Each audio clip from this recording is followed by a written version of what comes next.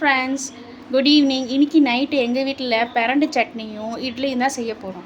பிரண்டை உடம்புக்கு ரொம்ப நல்லது.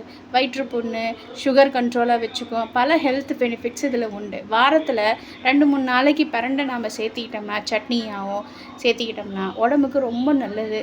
அதே மாதிரி பிரண்டை செய்கிறதும் ரொம்ப ஈஸி தாங்க. பிரண்டை இன்றைக்கி நாங்கள் எங்கள் வீட்லேயே வளர்ந்த பிரண்டை எடுத்து நான் செஞ்சுருக்கேன்.